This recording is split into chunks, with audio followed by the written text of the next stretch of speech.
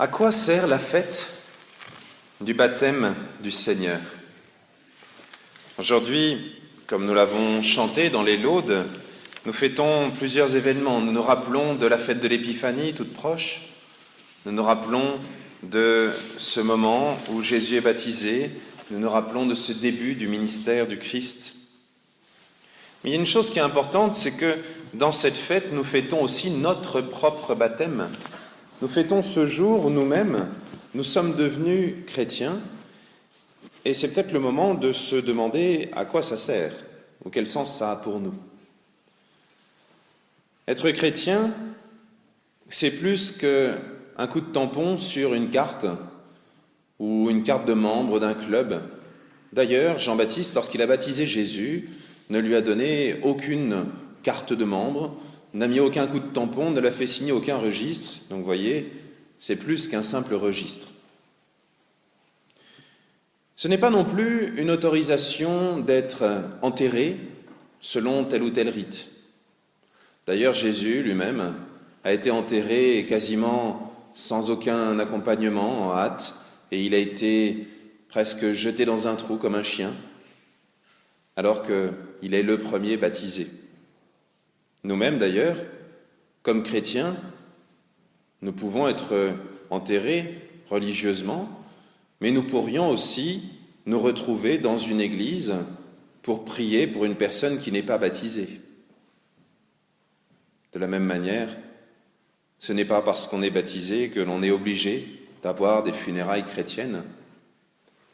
Justement, c'est une des grandes difficultés du baptême, c'est que le baptême, c'est quelque chose qui doit vivre. C'est un petit peu comme un acte de naissance. Nous sommes tous nés un jour. Sauf que depuis que nous sommes nés, nous avons continué à vivre. Il y en a qui sont morts depuis leur naissance. Mais nous sommes encore vivants. Et même si rien ne peut jamais effacer le fait qu'un jour nous sommes nés, même dans 1 milliard d'années, ça sera toujours vrai, un jour nous sommes nés, nous pouvons quand même mourir. Ça paraît évident de dire ça. Pourtant, comme chrétiens, c'est la même chose. Nous sommes devenus chrétiens un jour, par le baptême, et ça peut mourir très facilement. Par exemple, par un acte d'apostasie, en disant devant tout le monde « Non, je ne le connais pas.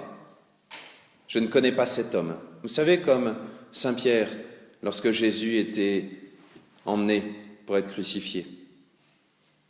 Cela peut se faire aussi par n'importe quel péché mortel. Cela peut se faire, malheureusement, si facilement. Donc, vous voyez, être baptisé, ce n'est pas quelque chose de permanent. Mais il y a quand même quelque chose de permanent, c'est la promesse de Dieu. Parce que le baptême, c'est d'abord une alliance entre Dieu et nous. Et le premier qui fait alliance, le premier qui donne son consentement, c'est Dieu. Et ce consentement-là, rien ni personne ne pourra jamais l'enlever. L'amour de Dieu est quelque chose d'éternel, d'absolu. Mais de notre côté, nous pouvons nous fermer, les exemples que j'ai donnés juste avant, nous pouvons nous fermer comme un escargot dans sa coquille, nous pouvons nous couper de l'amour de Dieu, et malheureusement, Dieu respecte aussi cette possibilité, cette fausse liberté, cette anti-liberté que nous avons de lui dire non. Et ça c'est quelque chose d'un peu paradoxal. Nous, dans un monde où les alliances vont et viennent, que ce soit entre les États, il suffit de voir la valse diplomatique de ces dernières années, que ce soit entre les personnes surtout. Regardez le nombre de divorces qui sont prononcés aujourd'hui en France. Aujourd'hui, cela semble difficile à imaginer que lorsque l'on a fait une alliance, on puisse y rester fidèle, même si l'autre n'est pas fidèle. Souvent, il suffit d'une bêtise, d'une excuse, et on se barre. Il suffit d'un faux pas, et tout est fini entre nous. Et d'ailleurs, il suffit de regarder le nombre de chrétiens qui ne vont plus à l'église. Le prêtre, la dernière fois, il ne me plaisait pas parce qu'il a dit tel mot dans l'homélie. Ah, et puis la dernière fois, l'église n'était pas bien chauffée. Et puis, donc je ne retourne plus à l'église. Ah ben non, je ne suis plus chrétien. Vous vous rendez compte? On refuse Dieu pour des raisons aussi absurdes, aussi futiles. Alors que cette promesse, ce don de Dieu est quelque chose d'absolu. Et pour le montrer, presque pour la seule fois de tout l'Évangile, nous avons toute la Trinité qui est présente.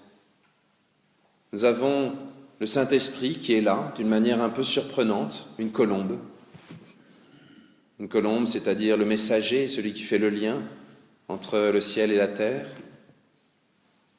Le Fils, dans l'eau, en train d'être baptisé, en train de sanctifier l'eau pour qu'on puisse nous aussi le suivre. Et le Père, là-haut dans le ciel, qu'on ne voit pas mais qu'on entend, et qui dit « Celui-ci est mon Fils bien-aimé, en toi, c'est toi mon Fils bien-aimé, en toi j'ai mis tout mon amour. » Ou alors « C'est toi mon Fils, moi aujourd'hui je t'ai engendré. »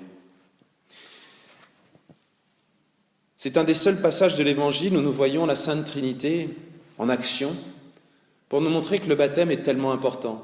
Le jour de notre baptême, nous sommes rentrés dans cet échange incroyable entre le Père, le Fils et le Saint-Esprit. Nous sommes montés jusqu'à Dieu, ou plutôt c'est lui qui nous a élevés jusqu'à lui. C'est quand même quelque chose d'incroyable, ça. On ne s'en rend pas assez compte. Dieu nous a élevés jusqu'à lui. Normalement, il y a une place là-haut dans le ciel, c'est la place de Dieu. Il n'y en a qu'un seul qui est Dieu, au-dessus de tout, au-delà de tout ce qu'on peut imaginer. Et il nous a fait rentrer au plus profond de son mystère, de son intimité, entre le Père, le Fils et le Saint-Esprit. C'est quand même incroyable, ça. Et nous, notre baptême, souvent, nous l'oublions. Alors, je vous propose quelque chose, si vous n'avez pas encore mangé assez de gâteaux pendant ces dernières périodes de fête, eh bien, c'est de trouver encore une autre occasion de faire des gâteaux et de souhaiter des anniversaires. Essayez de trouver, par tous les moyens que vous voudrez, allez même embêter la secrétaire de la paroisse, si vous voulez, essayez de retrouver la date de votre baptême. Si votre parrain ou votre marraine a bien fait son boulot, elle est marquée sur votre médaille.